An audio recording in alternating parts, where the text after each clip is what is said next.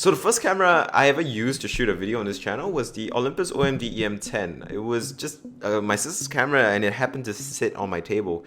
So I was like, oh, I'm just gonna use this to shoot. It was terrible for shooting video, but it worked and it was good enough, I guess. And it allowed me to start. And it was probably one of the few reasons that my channel even exists in the first place. But quickly after that, I pretty much made all my videos for the next 1 to 2 years on my Canon EOS R. And in hindsight, I love that camera. It was really good for YouTube. It's convenient with Canon colors. The autofocus is on point. The flip screen was brilliant. And it was a very solid camera all around for shooting video. If you are shooting video today, I would still recommend you might want to consider a A7iii because it is a potent system and you can get it for really cheap. I really like that camera still, and I do adore it. I took some of my favorite photos with it as well, so it's a very, very good camera. But after 2 solid years making videos with this, it's time for an upgrade. So I went and bought the Sony A7 III. Well, when I say I went, my dad bought me an A7 III, which was a very nice gift. And in hindsight, he probably bought it because he felt guilty for nearly crushing my foot with his car the day before, or like the couple of days before. That was a long story, but basically I got it, and it was very good of a camera. And it was pretty much all I wanted. Full frame, 4K, image stabilization on the sensor, you know, really pretty good autofocus, really darn good colors as well for Sony at the time. And all around it was like a proper professional camera, and it was properly good. It provided me with very good video results, except for the fact that I kept tinkering around with it, so I never got any good colors out of it, because color grading and color science is an absolute nightmare of something to do when it comes to video. And that was my biggest problem with the A7 III. The reason I sold it was pretty much this. One was the fact that lenses were crazy expensive. The A7 III was full frame, and Sony full frame lenses 3 years ago or 2 years ago was just unsustainable. In fact, up to maybe a couple of 7-8 months ago, before Tamron started releasing their cheap prime lenses and stuff, I wouldn't have bought any Sony lens, and I pretty much lived off the 28mm f2 prime, and all my videos were shot on just one prime lens, which was very frustrating because getting good lenses and different lenses, it's very important to, you know, getting a different shot, getting more unique shots and more stuff. Now, if I were to go back to Sony today, there will be a lot more cheap lens options for me to get, which is great, but back then, it was just so frustrating to not have the ability to get lenses that I wanted. And on top of that, the colors of the A7 III just wasn't cutting it. And it was then I decided to sell, okay, I'm just going to get the A6500. It wouldn't fix my color issue, but it will allow me to get a bunch of cheap lenses that were APS-C, like the ever legendary Sigma 1835 f1.8 zoom lens. A beast of lens. It's heavy and hefty, but it really works really well. It's solid all round, and it's honestly one of the best crop sensor lenses ever made.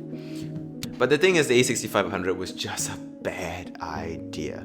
It was old and it was antiquated and it was just clunky to work with, and to make YouTube videos with it was just a nightmare when workflow and all that is super important. So it was time to shift cameras again, and I sold it because I found a good deal on the Fuji X-T3. Ironically, if I just bought the X-T3 when I bought my A7 III, I would have gotten this camera 2 years in advance, and I love this camera. I still love this camera to this day, even if it's not my current camera. APS-C sensor, beautiful Fujifilm colors that are easy to work with, that had, you know, internal 10-bit video recording, 4K 60 FPS.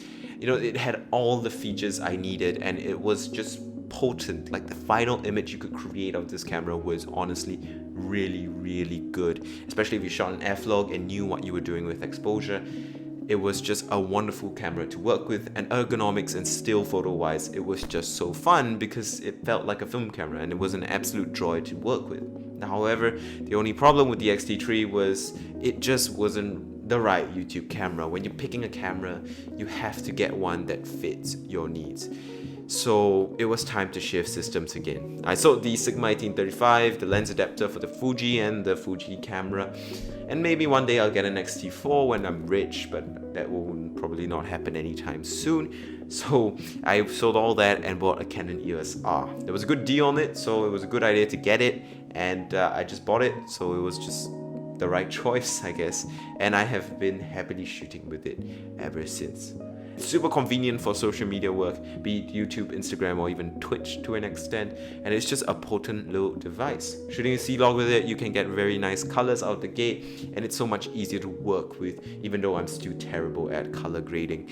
And I really like the Canon EOS R overall, especially with the fact that I can use EF lenses, be it Canon, Tamron, Sigma, Tokina, without any fear of, the adapter working and not having autofocus. And on top of that, fact that I can use cheap EF lenses, the 1080p quality of the EOS R is wonderful, and because of that I've gone back to shooting 1080p, and I've realized that the quality that I get from 1080p video on the EOS R is so good there's really no need for 4K, but I can still shoot 4K with the EOS R if the time really comes. But do note that if you get a EOS R, 4K files are massive due to the high bit rates, which is what contributes to its quality in terms of color grading and the quality in terms of its colors and stuff. I love the EOS R, and I'm happy that I ended up here, but it took way too long. And that just, I guess, was a harsh lesson, because at the end of the day, when it comes to choosing the right camera, specs isn't everything, and specs is far from the most important thing. It's far from the thing you should look out for, because most modern cameras can give you a very wonderful image, and if you're just doing YouTube videos or whatever, you probably don't need the quality. And the thing about cameras is that what's more important than all of that is getting a camera that's right for you, right for the work you're trying to do, right for the quality of content you're trying to produce, right for the workflows, right for the quantity, right for the speed, right for the ergonomics. So if you get a camera that you don't know how to use, that is a hassle to use, then maybe it's not the right one for you. And the beautiful thing about buying camera gear is that if you buy it secondhand, you don't really lose much in terms of value. In fact, a lot of these cameras I bought and I sold at a higher price than I bought them at, because I was just good at hunting deals. So in the end of the day, this endeavor actually made me a little bit of money, which I put back into this channel in buying lenses, ironically and funnily enough. But yeah, I'm very happy with the EOS R. I run it with a couple of vintage lenses, and it's just a good fun time. Now, if you want to know more about my camera setup, I will have videos coming about that soon, so subscribe. Those will be coming next week. But for now, I'm just gonna end it here. See you guys next time. Thank you guys so much for watching. Like and subscribe. Goodbye. See you soon.